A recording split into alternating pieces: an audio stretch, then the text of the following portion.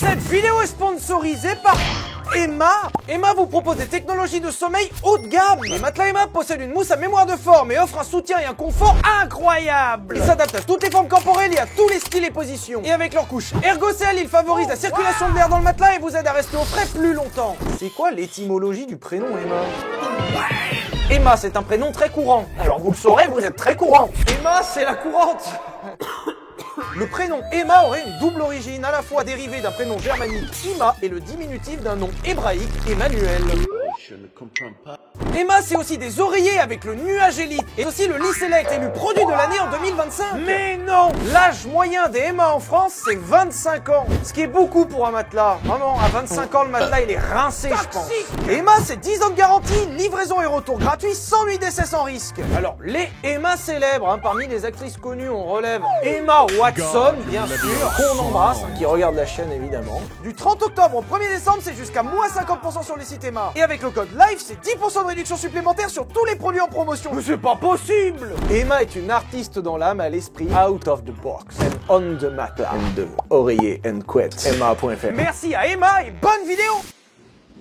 Bonjour à tous, bienvenue sur cette vidéo qui n'a toujours pas de nom. Alors vous en avez proposé plein, attention, ça fait quoi? SAV, singe au volant? En fait, c'est que vous avez tellement proposé de trucs que je sais même pas quoi choisir. Moi je sais juste qu'aujourd'hui on va essayer plein de nouvelles choses. Notamment la première, accélérer et freiner en même temps, ça fait quoi?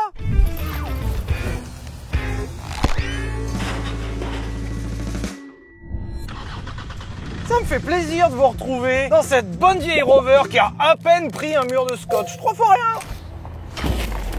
Vous avez adoré le premier épisode et ça tombe bien, j'ai adoré le tourner. C'est pour ça que pour ce deuxième épisode, on va aller un poil plus loin, avec des expériences un peu sympas. Mais avant d'arriver à tout ça, on va d'abord répondre à cette question que vous avez été un nombre. Vraiment, je ne sais pas ce que vous avez avec. Accélérer et freiner en même temps, ça fait quoi? Vous savez, je suis censé vous dire avant ce que ça va faire. En tout cas, supposer ce que ça va faire avant. Mais là, il n'y a pas de supposition. Je sais très bien ce qui va se passer. Accélérer et freiner en même temps, ça freine. Démonstration. J'accélère à fond.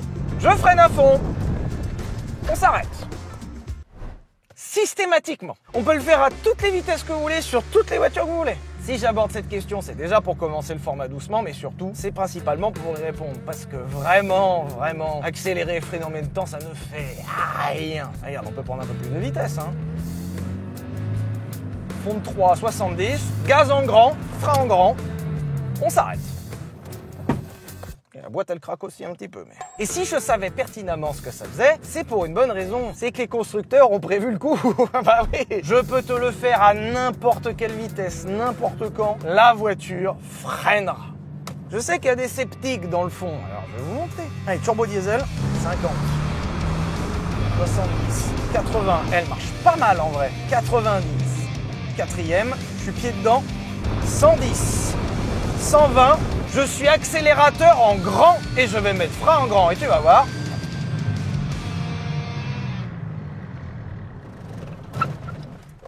Ça freine. Pour une très bonne raison, c'est que les constructeurs mettent toujours plus de freins que d'accélération. En fait, il n'existe même plus d'engins modernes qui freinent moins que ce que ça accélère. Ça n'existe plus. Comme ça, au moins, si te venait l'idée saugrenue d'accélérer et de freiner en même temps comme je viens de faire, ben ça freine.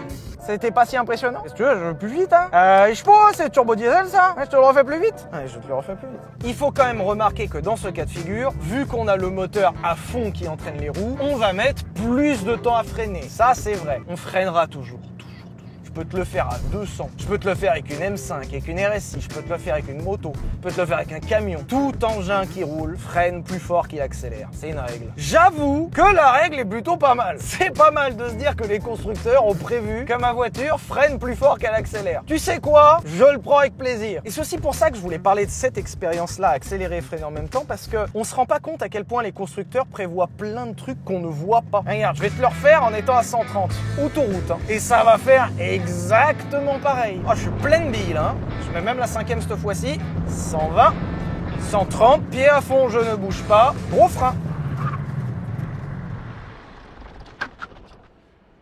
Je peux te le refaire toute la journée, ça sera toujours le même résultat. Toujours. Et bah, question suivante.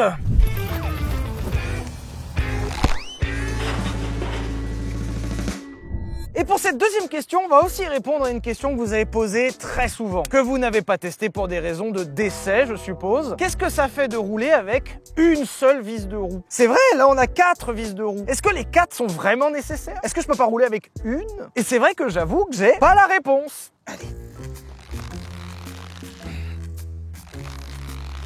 Je sens déjà que ça va me faire chier en fait.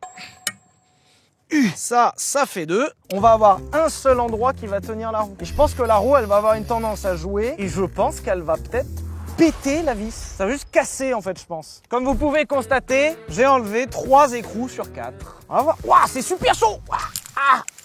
Oh la pression. On va voir ce que ça donne avec une seule vis de roue.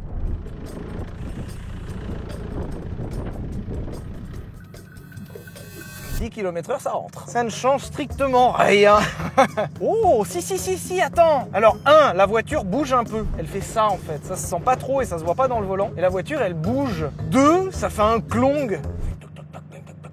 Ah, je pensais pas que ça serait si sensible. Premier degré, je pensais pas que ça serait aussi probant.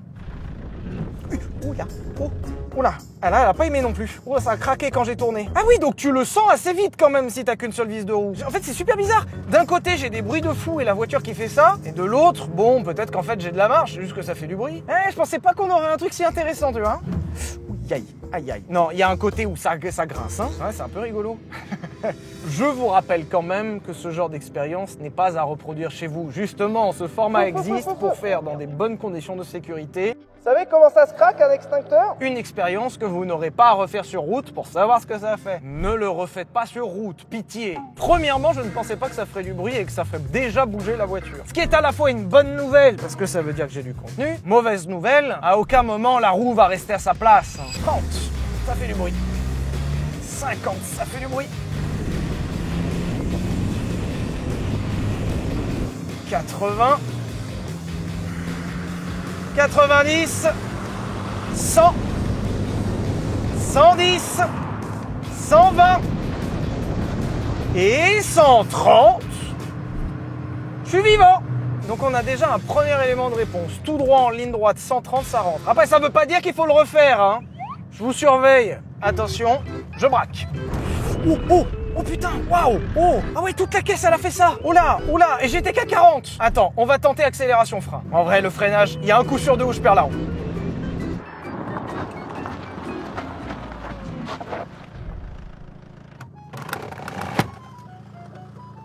Elle est encore là. Bon, bah, je dois aller plus fort alors. En fait, la question n'est pas est-ce que la roue va se barrer, c'est quand la roue va se barrer. Après, le où est peut-être plus important que le quand, parce que si le où arrive dans la boulangère ou dans la voiture de devant, c'est chiant. On a perdu en stabilité un peu, hein. Je te dis, ça bougeote, hein. 80. Non, mais même, hein. Se passe rien, hein. Ouais, c'est une arnaque. Je pense que c'est un complot des vendeurs de boulons. Ils essayent de t'en vendre 4 à chaque fois. Mais qu'est-ce qu'il faut faire? Oh, peut-être le burn. Même pas. Oh, si. Oh, si, attends, ça clonk. Ah, si, ça va arriver. Ah, peut-être que ça s'est desserré. On est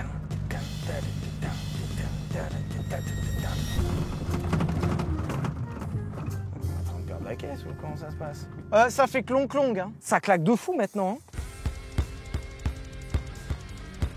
Je me demande si c'est pas parce que ça s'est desserré. Ah, bah si. Il était serré tout à l'heure. Alors que là, maintenant, il est desserré. Donc, en fait, ça doit te le desserrer petit à petit. Mais alors, en quoi le fait d'en mettre 4 ne te le dessert pas? Alors là, il y a un truc pour les gens trop intelligents, là. Je suis pas assez malin pour comprendre ça. Là, il va falloir que les gens aident en commentaire. S'il y a des gens plus intelligents que moi, qu'est-ce qu'il faut faire? Faut insister. Parce que c'est pour des raisons de sécurité, hein. Enfin, on est d'accord que la science n'avance pas si j'insiste pas. Pour l'instant, quand même, permettez-moi de vous dire que ça ressemble à un complot des vendeurs de boulons. J'ai pu prendre 130, faire un frein d'urgence, faire un burn, faire des virages, et ça n'a pas bougé. De toute façon, les vendeurs de boulons, je l'ai toujours dit, c'est des escrocs. Ce qui me rassure, c'est que quelqu'un, normalement de sain d'esprit, si ça lui arrive, qu'il a oublié par inadvertance ces 3 autres boulons, normalement au bout d'un moment, il est au courant, et en plus il a le temps de s'arrêter. Parce que là, tu peux pas faire comme si ça n'existait pas. Non, là, vu la... Waouh! Là, je suis à 80. Aïe. Oula. Ah oui. Ah bah ça le dévisse vite par contre, oui. Ah oui, le moindre virage. Ah bah, oula. Oh puis là, c'est du jamais vu ce clon-clon là. Alors ça, les enfants, c'est nouveau ça. Oula. Faut pas faire attention, c'est une voiture anglaise. Oh, c'est marrant, quand je tourne là-bas, ça fait plus de bruit. Oh, puis quand je tourne là-bas, ça fait encore plus de bruit. Ah, maintenant ça fait... Et puis je suppose que plus il y a de jeux, plus la roue peut appuyer sur l'écrou, plus elle dévisse l'écrou. Donc je pense que ça doit être de pire en pire en fait.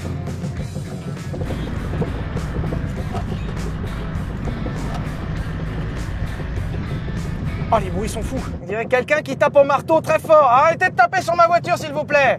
Oh, c'est terrifiant. En fait, c'est terrifiant d'avoir... C'est plus des roues que j'ai, c'est des boules de bowling. Et je sais pas quand elle part au pif. Et ça fait 10 km. Nous avons parcouru 10 km avec un seul écrou de roue. Tu vois pic pirate ou pas? En fait, je crois qu'on a inventé le pic pirate de la voiture. Quand tu mets le pic, au bout d'un moment, il saute le pirate. Bah là, c'est pareil. La roue va sauter, je sais pas quand. 60, 70, 80, 90... Je pense qu'avec une seule vis de roue, ça va marcher.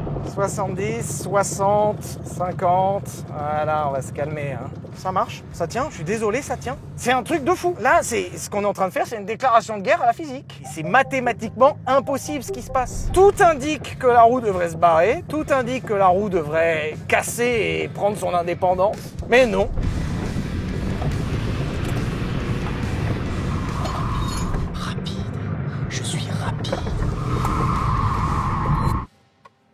Qu'est-ce qu'on dit aux gens? Que tous les autres boulons ne servent à rien? Que c'est un complot? Alors c'est ça aussi que j'aime bien dans ce format, c'est qu'à chaque fois il y a des nouvelles questions. Alors la nouvelle question ça sera, qu'est-ce que ça fait de laisser une seule vis de roue, mais aux 4 roues? Alors par contre pour la sécu j'ai aucune idée. Hein. Attention, hein. Vous voyez le 14 juillet? C'était comme si c'était un mec ivre à la 8-6 qui était aux commandes des feux d'artifice. Elle est plus très droite, hein? Ok, c'est bien, si, en fait la science elle avance. Bouge pas, je vais enlever les autres écrous.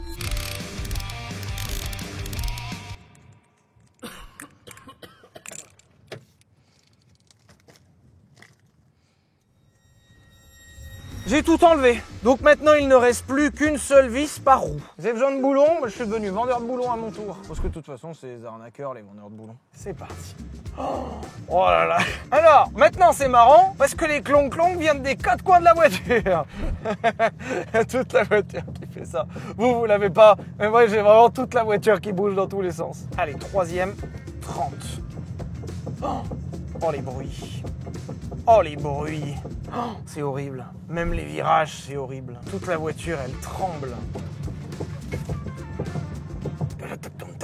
Ah, c'est nouveau, on a un nouveau rythme. En fait, c'est fou parce que la voiture va où je veux, mais de façon très floue. En fait, on a transformé la voiture en barge fluviale. En gros, c'est ça. Elle y va, mais à sa façon, quoi. Oh, je te jure, c'est terrifiant. En fait, ça fait super peur le concept qu'une roue peut se barrer au pif, on sait pas laquelle. Voire plusieurs, hein.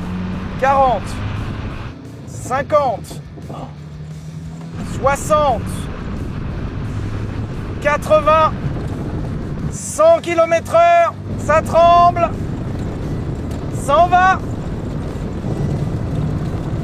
Ça prend 120, hein. Ça prend 120, hein. Ah. Alors ça clon-clon. Oula. Et ce qui est fou, c'est que je repousse le niveau à chaque fois plus loin, mais je ne trouve jamais la limite. À chaque truc, ça clongue encore plus fort, mais ça ne casse pas. Attends, je vais tenter le frein, là. Yeah.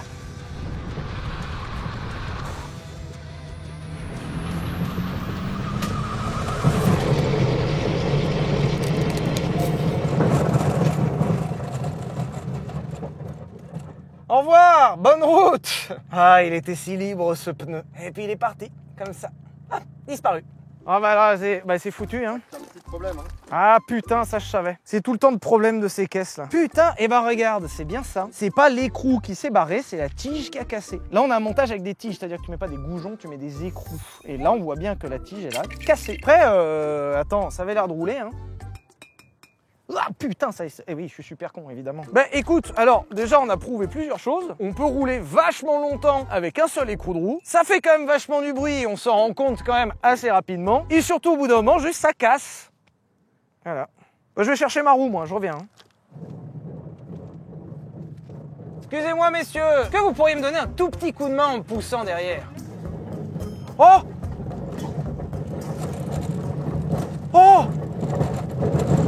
ça marche. Non, ça sent le brûlé, hein. Oh, puis ça fait du bruit, hein. Ah.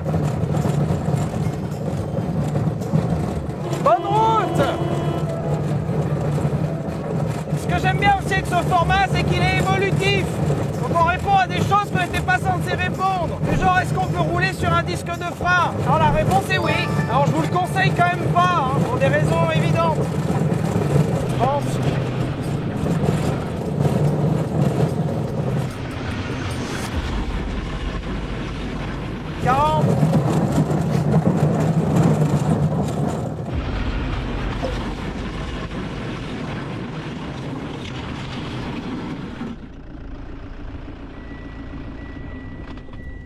Ça marche pas, ça marche pas. Tu peux changer là. Non, ça marche plus. C'est bon, ça ne. Elle est revenue à sa place.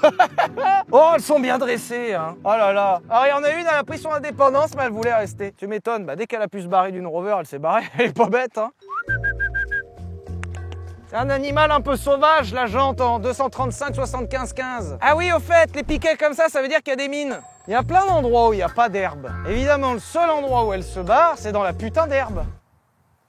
Faire chier. En tout cas, très content de faire avancer la science. Voilà, on a bien avancé la science aujourd'hui. Eh ben, question suivante.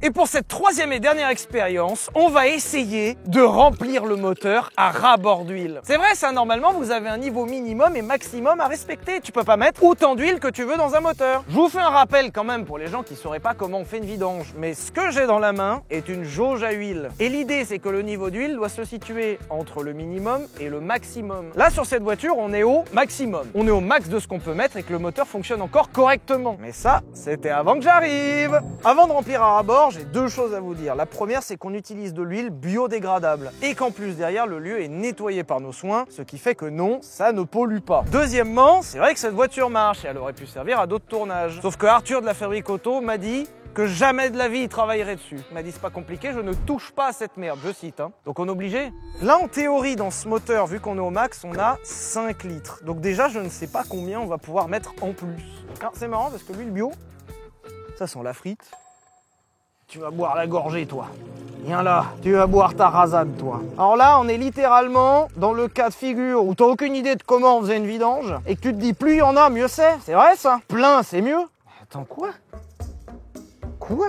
J'ai mis 6 litres. On est à plus de 10 litres. Tu vois, heureusement qu'il existe ce format. Heureusement qu'on peut prouver des trucs comme ça. Là, on est vraiment dans la vidange, mais t'étais ivre. Tu te rappelais plus qu'il y avait un niveau max. Mais c'est pas possible, tu vas pas me dire que j'ai pas assez d'huile. J'ai mis 8 litres et demi, c'est pas plein. Là, j'ai l'air con, là. On va voir le niveau d'huile qu'on a. Combien on a d'huile?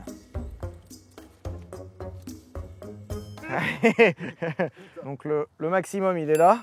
Et puis, bah, nous, on est là. Voilà. Bah, en fait, le problème, c'est qu'en théorie, tu peux en mettre vachement beaucoup plus. Hein. Et 10 litres. Et je suis toujours pas à bord. Je suis même pas à la moitié de la jauge. Mais en fait, attends, quand ils te disent qu'il faut mettre 5 litres, genre le moteur il est vide, pourquoi les vendeurs d'huile ne prennent pas exemple sur les vendeurs de boulons?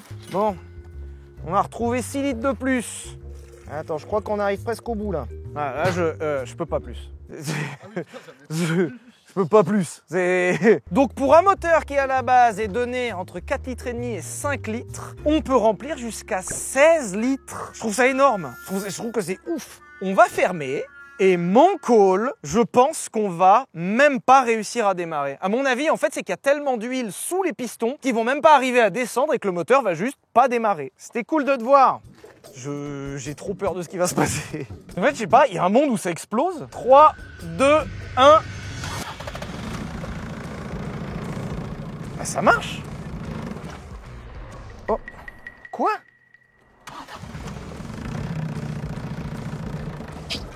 Ah non, et quand même, faut pas déconner non plus. Je crois qu'il y a une goutte d'huile. Bah, sans blague. Ça vient d'où? Ouais. On a bloqué le moteur. Alors, par contre, impressionné que c'est démarré. Elle a un tout petit peu dégueulé là, mais 3 fois rien. Attends, mais il n'y a plus d'huile là. Attends, c'est que l'huile, elle a dû descendre jusqu'en bas. Je vais rouvrir, je vais vérifier. Il n'y a pas un monde dans lequel ça me pète à la tête?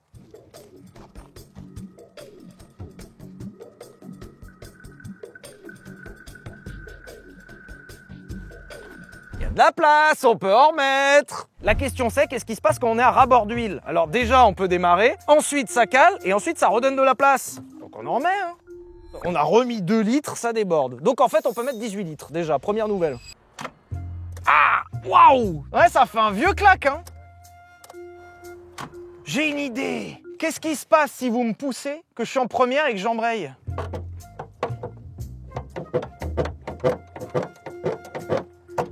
Ah putain, enfin. On va essayer, on va la pousser en première. Voilà.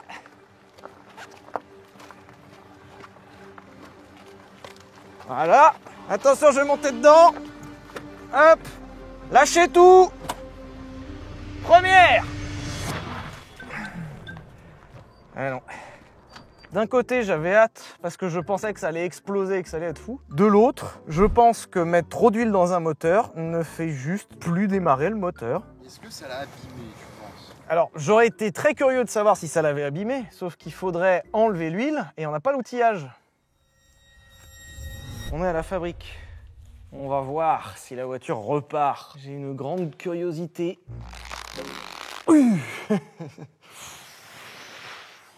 Non, c'est trop tôt pour appeler Arthur.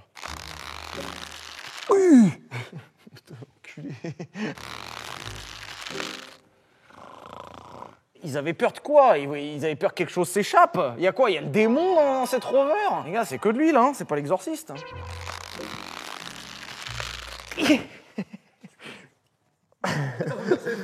Non mais à un moment, faut y aller niquer sa mère. Faut arrêter de serrer les trucs comme ça aussi.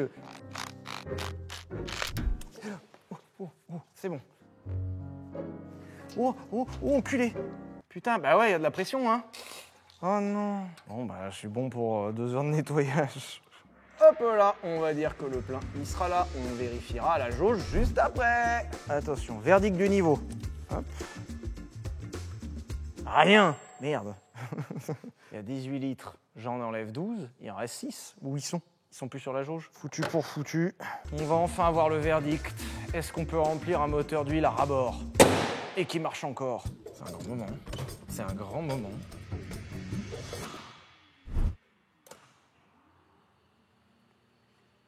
Je crois qu'on a cassé le moteur.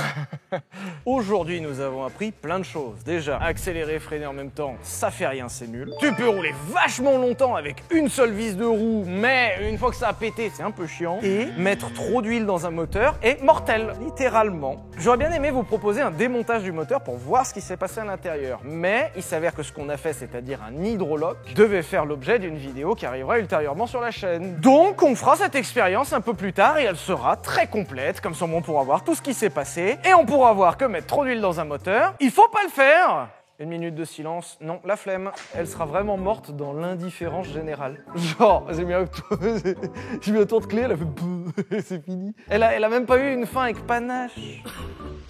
Alors, en fait, ce qui nous est arrivé, c'est que le moteur s'est bloqué. Il pouvait plus du tout tourner. Et Arthur suspecte que le moteur s'est bloqué parce qu'en tournant dans les 3 secondes où il a fonctionné, il a aspiré de l'huile qui est rentrée en haut du moteur. Et du coup, on a de l'huile en bas et de l'huile en haut. C'est-à-dire que le moteur ne peut plus comprimer puisqu'il y a de l'huile partout. Arthur est en train d'opérer la magie et répare la voiture en direct. Là, il répare, hein. Et ben voilà, madame, la vidange est faite. C'est bientôt fini. Monsieur, procédez à la 18e réanimation du véhicule. Je la retente ou pas? Dans la vie, il y a ceux qui essayent. Et puis... Ceux qui échouent. Non, c'est mort là. Hein. Tu sais que je l'ai dit hein, que tu voulais pas travailler sur cette voiture. C'était l'horreur pour toi. Tu veux pas faire la nouvelle C1? Rover 25 is the new C1? Arthur, allez! D'un côté, on a échoué à redémarrer la voiture. De l'autre, je pense qu'on a un super concept de vidéo. Qu'est-ce qui se passe à l'intérieur de ce truc? Et ça sera très bientôt. Merci d'avoir regardé et puis gros bisous. Bon bah... Allez, Madame Michu.